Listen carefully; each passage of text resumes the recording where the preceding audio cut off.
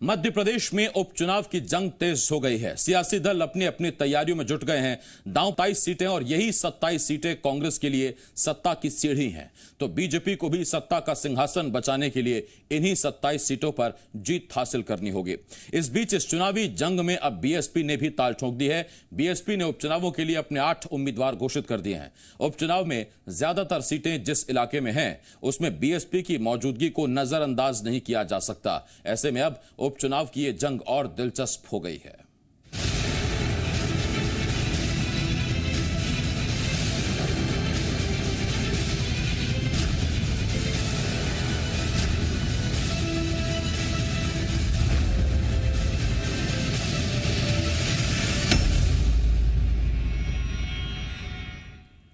मध्य प्रदेश विधानसभा की 27 सीटों पर होने वाले उपचुनाव के लिए आज बीएसपी ने अन्य पार्टियों से बाजी मारते हुए ग्वालियर चंबल की 8 सीटों पर अपने प्रत्याशियों के नामों का ऐलान कर दिया है। बीएसपी के राष्ट्रीय अध्यक्ष मायावती के आदेश पर मध्य प्रदेश में इन नामों का ऐलान किया गया। बीएसपी की लिस्ट के मुताबिक मुरैना की जौरा सीट से सोनेराम कुशवाहा उम्मीदवार होंगे। मुरैना सीट से राम प्रकाश राजौरिया, अंबा सीट से भानु प्रताप सिंह सखवार, भिंड जिले की मेहगांव सीट से योगेश मेघ सिंह नरवरिया, भिंड की ही गोहद सीट से जसवंत पटवारी, ग्वालियर की डबरा सीट से संतोष गौड़, शिवपुरी की पोहरी सीट से कैलाश कुशवाहा, शिवपुरी की कैरारा सीट से राजेंद्र जाटव बीएसपी प्रत्याशी होंगे। मध्य प्रदेश की 27 सीटों पर कुल उपचुनाव होने हैं। तो बड़ी खबर इस वक्त हम आपको बता रहे हैं, सितंबर आते आते सरगर्मियां मध्य प्रदेश में उपचुनाव की बढ़ने लगी हैं और यही वजह है कि एक तरफ जहां कांग्रेस लगातार बैठकों पर बैठ के कर रही है, बीजेपी की अपनी तैयारी है, तो उधर बसपा ने प्रत्याशियों के ऐलान के मामले में बाजी मार ली है। बहुजन समाज पार्टी ने आज पहली किश्त में 8 प्रत्याशियों के नामों का ऐलान कर दिया गया है। ग्वालियर चंबल की ये 8 सीटें हैं जिन पर प्रत्याशियों के नामों का ऐलान कर दिया गया है। ये हम आपको ग्राफिक्स के जरिए बता भी रहे हैं कि कौन सा विधायक। ये देखिए, डबरा से संतोष गौड़ बसपा से उम्मीदवार होंगे, जबकि इसी डबरा से महिला बाल विकास मंत्री इमरती देवी तय मानकर चलिए संभावित प्रत्याशी हैं बीजेपी की, क्योंकि कांग्रेस छोड़कर, मंत्री पद छोड़कर सिंधिया के साथ बीजेपी ज्वाइन की थी और अब डबरा से ही उनको प्रत्याशी बनाया जाएगा। तो ये तमाम सीटें हैं। मुरैना जिले की अंबा, मुरैना जिले की मुरैना विधानसभा सीट अंबा, इसके अलावा भिंड की मेहगांव सीट, डबरा सीट, डबरा के साथ साथ गोहद भिंड की ही, और कमलेश जाटव, आपको याद होगा कि उन्होंने हराया था वहां लाल सिंह आर्य को, जो मंत्री थे उस वक्त 2018 में गोहद विधानसभा सीट पर, और उसी सीट पर फिर बाद में विधायक ने पार्टी छोड़ दी थी, बीजेपी में ज्वाइन कर लिया था और अब गोहद पर भी उपचुनाव होना है। रही बात जौरा की, तो जौरा में विधायक का निधन हुआ था। 2 सीटें आगर मालवा और जौरा, इन 2 सीटों पर एक बीजेपी और एक कांग्रेस के विधायक का निधन हुआ था। कांग्रेस के बनवारी लाल शर्मा और बीजेपी के मनोहर ऊंटवाल का निधन हो गया था और उसकी वजह से ये दोनों सीटें रिक्त हैं। तो ऐसे में जौरा सीट पर भी उपचुनाव होना है। तो ग्वालियर चंबल की कुल ये सीटें हैं 8, जिन पर बीएसपी ने अपने प्रत्याशियों के नामों का ऐलान कर दिया है। इस वक्त मेरे 2 सहयोगी हमारे साथ जुड़ रहे हैं। हमारे साथ भोपाल से संदीप भमरकर और ग्वालियर से शैलेंद्र हमारे साथ जुड़ रहे हैं। सबसे पहले संदीप, मैं आपके पास आ रहा हूं। संदीप, सितंबर आने वाला है, 3 से 4 दिन का वक्त रह गया, सरगर्मियां अब तेजी से बढ़ गई हैं, प्रत्याशी चयन तक मसला पहुंच गया। अब सिर्फ बात रणनीति तक या बैठकों तक नहीं रही है और बसपा ने इस जंग में बाजी मार ली। पहली किश्त में 8 प्रत्याशी सबके सामने। बिल्कुल, और इसमें अहम बात यह है कि ये जो तीसरा खिलाड़ी समझा जा रहा है, यानी बीजेपी कांग्रेस के अलावा बीएसपी, ये बहुत अहम रोल अदा करता है। अगर हम देखें तो ये ग्वालियर चंबल इलाके की जो 16 सीटें हैं, इनमें से इन सभी सीटों पर बीएसपी कभी ना कभी जीत हासिल कर चुकी है और इसीलिए उसको कमज़ोर नहीं आंकना चाहिए। अगर थोड़ा प्रत्याशी चयन ठीक हो जाए तो इन्हीं जगहों पर बसपा का प्रत्याशी पहले स्थान पर पहुंच जाता है या फिर दूसरे स्थान पर पहुंच जाता है। और जिस तरह का दौर देखने को मिल रहा है, बीएसपी को यहाँ पर संभावना इसलिए नजर आ रही है क्योंकि अगर कोई बीजेपी से नाराज है, कांग्रेस अगर कमजोर है, तो बसपा को मजबूत कर सकता है, करने की माहौल करने की तरफ बढ़ सकते हैं। तो लोग अब वोटरों की तरफ, तो वोटर्स जब अगर इन दोनों ही बीजेपी और कांग्रेस से नाराज होंगे तो बसपा की तरफ स्वाभाविक रूप से आकर्षित होंगे, क्योंकि यहाँ पर तीसरी शक्ति के तौर पर यह पहचानी जाती है। अब ये तीसरी शक्ति इन विधानसभा क्षेत्रों में कहीं सबसे पावरफुल पहली शक्ति अगर बन गई तो बीजेपी और कांग्रेस को लेने के देने पड़ सकते हैं। 27 में से 16 सीटों पर बीएसपी का अच्छा खासा प्रभाव है, और ये अगर जीत नहीं सकती है तो जीतने वाले उम्मीदवार की राह में सबसे बड़ा रोड़ा भी बन सकती है। तो ये बहुत अहम बात है, और इसीलिए बसपा के प्रत्याशी काफ़ी अहम रोल अदा करते हैं।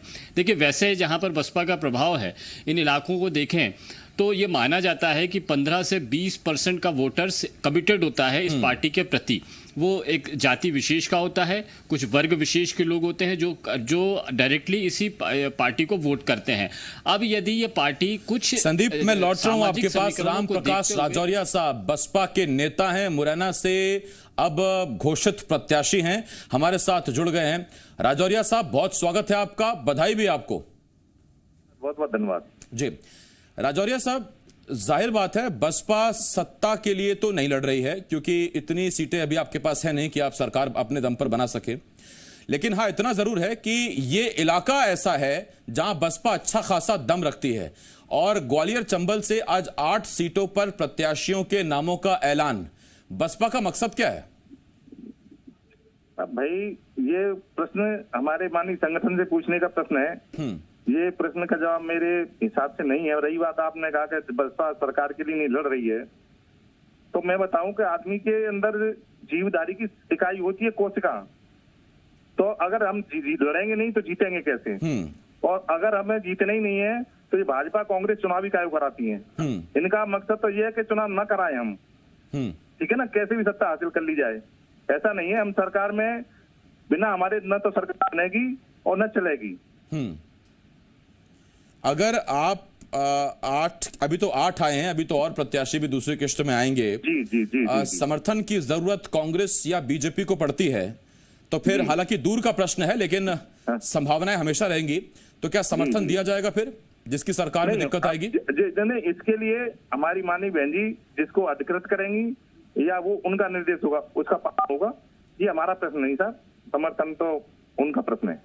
नहीं राजौरिया साहब, देखिए, बात जो सीधी उठ रही वो ये कि आपने कहा कि हम लड़ेंगे और जीतेंगे। अब जब लड़ेंगे और जीतेंगे तो जाहिर बात है कि आप उस शक्ति में आ जाएंगे जिसे किंग मेकर कहा जाता है। अगर आप लड़े और जीते और आपकी पार्टी के विधायकों की जरूरत पड़ी तो जाहिर बात है ना, फिर समर्थन तो देंगे ही आप। नहीं तो समर्थन आप समझिए, हम तो एक कार्यकर्ता है पार्टी के, अगर जीतते भी हैं तो समर्थन देना और न देना हमारे हाथ में थोड़ी होता है। हमें ऊपर से विप जारी होगी या जो भी होगा, पार्टी का निर्देश होगा, उसका पालन करें। हम तो चाहे मंत्री भी बन जाए कोई, तो कार्यकर्ता रहता है बसपा में।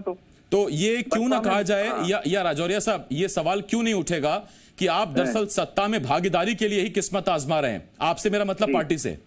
जी, तो पार्टी से तो सर वो पार्टी जैसा फैसला करेगी, वो जिसको देंगी या नहीं देंगी ये उनका सोचे। हम तो जो बहन जी करेंगे उसके साथ हैं, वही काम करेंगे। राजौरिया साहब, अब मैं मुरैना सीट की बात करता हूं। यहां जो कांग्रेस के प्रत्याशी थे वो बीजेपी में चले गए, अब बीजेपी से वो ताल ठोक रहे हैं, कांग्रेस से नया प्रत्याशी आएगा। मुरैना से राजौरिया क्यों जीते हैं, इसके पीछे 2 बड़ी वजह क्या नजर आती हैं आपको? अब सब, मैं तो वोट मांगने निकलूंगा तो मैं तो यही निवेदन करूंगा सबसे कि मुझे समर्थन दो, मैं जीतूं, और जो जमीन के काम है जो रुके हुए हैं, कई वर्षों से रुके हुए हैं, उनको हम आगे बढ़ाएं। एक सवाल जनता के मन में जरूर रहेगा, आपके चाहे संजीव कुशवाहा हो या फिर रामबाई, हमने ये देखा कि वो जब कांग्रेस की सरकार थी तो कांग्रेस के साथ नजर आए, बीजेपी की जब सरकार बनी, जब बीजेपी की पार्टी होने लगी, दावतें होने लगी, तो वो दोनों विधायक हमें वहां नजर आने लगे। ऐसे में आप पर जनता कैसे भरोसा कर पाएगी कि कभी कांग्रेस के साथी, कभी बीजेपी के साथी? मैं तो भरोसा मेरी जनता करती है, मुरैना मुझे भरोसा करता है, आशीर्वाद देता है साहब, और मैं उम्मीद करता हूं कि वो देंगे। और बाकी ये प्रश्न उन विधायकों से पूछने के हैं माननीय, तो मैं तो इसमें कुछ न तो उत्तरदायी हूं न मैं इसका जवाब दे पाऊंगा। जी राजौरिया साहब, आप ही के साथी हैं सोनेराम कुशवाहा साहब, हमारे साथ जुड़ गए हैं। आपका बहुत बहुत धन्यवाद राम प्रकाश राजौरिया साहब। राम प्रकाश राजौरिया साहब मुरैना से बसपा के प्रत्याशी हमारे साथ जुड़े हुए थे, और अब सोनेराम कुशवाहा जी हमारे साथ जुड़ गए हैं। जौरा से टिकट मिली है बसपा से। कुशवाहा साहब, बहुत बहुत शुक्रिया आपका और बहुत बहुत बधाई हो आपको। ठीक है साहब, ठीक है, ठीक है। कुशवाहा साहब, सुन पा रहे हैं आप मुझे? सोनेराम जी, आवाज पहुंच रही है क्या? हाँ, पहुंच रही, खूब पहुंच रही है। अरे मैंने कहा सर बधाई हो आपको, टिकट मिल गया पार्टी से। सुन लिया मैंने। ठीक है साहब जी, तो आपको भी बधाई है हमारी सूचना देने के लिए। हाँ। हाँ। अच्छा सोनेराम साहब, ये जौरा में बीजेपी कांग्रेस दोनों के प्रत्याशी पूरी ताकत लगा रहे हैं। सत्ता का सवाल है, सरकार का सवाल है, तो वहां पर कितनी कड़ी टक्कर देंगे आप? हम टक्कर बढ़िया देंगे साहब, अपना एक नंबर पर रहेगा। आपको ही आ जाए, किसी प्रकार का आ जाए, कोई दिक्कत नहीं है। अच्छा, जनता ये जानती है कि अगर सोनेराम जीत भी गए तो ना तो बसपा की सरकार बनने वाली है, ना बसपा सरकार में आने वाली है, तो फिर सोनेराम कुशवाहा में ऐसा क्या है कि जनता आपको वोट देगी? नहीं, सोनेराम यहाँ 10 साल विधायक रहा है, तो उन्होंने देखा है किसी से कोई लेना देना नहीं, ना हमारा कोई बैंक खाता रहा है अब तक किसी प्रकार का 2 नंबर का। एक जो पेंशन निकालते हैं वही खाता है, और 10 साल रहने के बाद भी हमने किसी जनता से कोई लेना देना नहीं और सबके प्रिय बन के रहे हैं। तो सोनेराम जी, आपको बधाई तो है ही, शुभकामनाएं भी हैं, आप जीते विधायक बने, हमारी शुभकामनाएं आपके साथ है। बहुत बहुत धन्यवाद हमारे साथ जुड़ने के लिए। सोनेराम कुशवाहा इस वक्त जौरा सीट से बसपा के प्रत्याशी हमारे साथ जुड़े हुए थे। शैलेंद्र, सीधा मैं आपके पास आ रहा हूं। शैलेंद्र, फिजिक्स की कोई इतनी गजब थ्योरम भी क्या आड़ी तिरछी होगी जितने ये समीकरण बन गए हैं? पहली बात, बसपा पारंपरिक तौर पे कहेंगे कि बसपा के प्रत्याशी अगर इस इलाके में उतरे तो कांग्रेस के ज्यादा वोट कटेंगे, बीजेपी को नुकसान नहीं होगा, ऐसा नहीं कह सकते, पहली बात। दूसरी बात यह, बसपा के अगर प्रत्याशी जीते तो फिर वो सरकार बनाने में किसको समर्थन देंगे, यह भी मसला फंसा हुआ है। तीसरा यह कि बीजेपी को अगर बसपा के प्रत्याशियों की जरूरत पड़ी, विधायकों की जरूरत पड़ी, तो पहले ही मंत्री पद को लेकर इतना माथापच्ची चल रही है, फिर मायावती से बातचीत, फिर वहां समर्थन, वो सब हालांकि दूर की कौड़ी है, लेकिन सवाल तो उठ ही रहे हैं। देखिए, बिल्कुल सवाल उठना लाजमी है। जिस तरीके से अभी रामप्रकाश राजौरिया और सोनेराम कुशवाहा भी बात कर रहे थे, रामप्रकाश राजौरिया 2013 का चुनाव भी बसपा के टिकट पर इसी मुरैना विधानसभा सीट से लड़े थे और वो कुछ ही अंतर से रुस्तम सिंह से चुनाव हार गए थे। लेकिन 2018 में जब चुनाव हुआ तो उनको पार्टी ने, बसपा ने टिकट नहीं दिया। उनकी जगह जो सिटिंग एमएलए, जो दिमनी से एमएलए थे बलबीर डंडोतिया, उनको मुरैना लाकर प्रत्याशी बना दिया। तो यही रामप्रकाश राजौरिया पार्टी से नाराज हो गए, पार्टी का दामन छोड़ दिया था और आम आदमी पार्टी में चले गए थे। उन्होंने 2018 का जो चुनाव है विधायकी का, वो आम आदमी पार्टी के टिकट पर लड़ा और जिस तरीके से वो कह रहे जनता उनको सपोर्ट करती, ठीक है, वो तीसरे चौथे नंबर पर वहां भी आए थे। लेकिन जब लोकसभा का चुनाव आया तो नरेंद्र सिंह तोमर जब वहां से प्रत्याशी बनने पहुंचे तो उन्होंने रामप्रकाश राजौरिया को मना लिया और वो भाजपा में लेकर आ गए। तो आप देखिए कि आप 2013 से लेकर 2020 तक वो 3 पार्टियां बदल चुके हैं और जिस तरीके से वो बात कर रहे हैं कि वो बीजेपी ने ऐसा किया, कांग्रेस ने ऐसा किया, तो सवाल वही है कि कल तक जिस पार्टी के साथ आप खड़े थे, लोकसभा चुनाव में जिस पार्टी के लिए आप वोट मांग रहे थे, तो उसके खिलाफ आप कैसे जा सकते हैं? और आप बसपा में अगर आपकी आस्था थी तो फिर टिकट न मिलने पर आपने बसपा छोड़ी क्यों?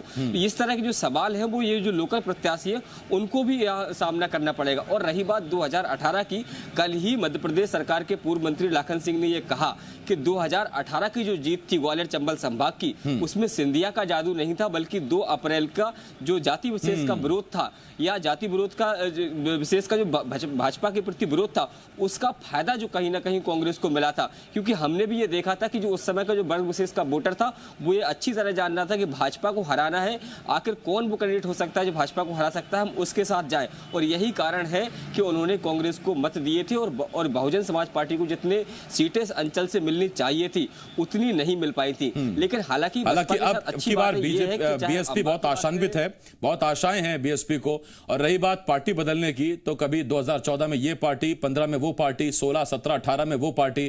खैर, इन नेताओं को भी याद रखना चाहिए अब, और जनता भी देख ही रही है, चुनाव आ गए हैं, पार्टी तो अभी असली शुरू हुई है। एक छोटे से ब्रेक के लिए मैं रुकना होगा, ब्रेक के बाद तमाम बड़ी खबरें बहुत जल्द लौट रहे हैं। बहुत शुक्रिया। बाद हाजिर है, पूर्व मंत्री डॉक्टर गोविंद सिंह का नेता प्रतिपक्ष न बनाए जाने का दर्द छलक आया। जी मध्य प्रदेश छत्तीसगढ़ से बात करते हुए डॉक्टर गोविंद सिंह ने कहा कि लायक नहीं हूं, इसीलिए नेता प्रतिपक्ष नहीं बनाया गया होगा। उन्होंने कहा कि परिक्रमा करने वालों की ज्यादा पूछ परख हो रही है। वो ये कह रहे हैं कि आपको नेता प्रतिपक्ष नहीं बनाया गया, इसलिए आप ग्वालियर चंबल इलाके में सिंधिया की जो कमी है उसको पूरा करने के लिए वहाँ पर आप एक नई राजनीतिक शख्सियत बनाने की कोशिश में हैं। ऐसा मैं किसी की कमी बढ़ोतरी पे बात नहीं करता। मैं जनता के बीच है और सवाल इसका है पद का, तो मेरे तो मानना है कि समय से पहले भाग से ज़्यादा कभी किसी को मिलता नहीं है। मैं तो कर्म वाला आदमी हूँ, काम करता हूँ, फल की इच्छा नहीं रखता। अब जो है राजनीति में है तो महत्वाकांक्षा हर व्यक्ति को होती है, लेकिन हमारे पार्टी के नेता नहीं महसूस करते कि भाई इनमें योग्यता है। कहीं ना कहीं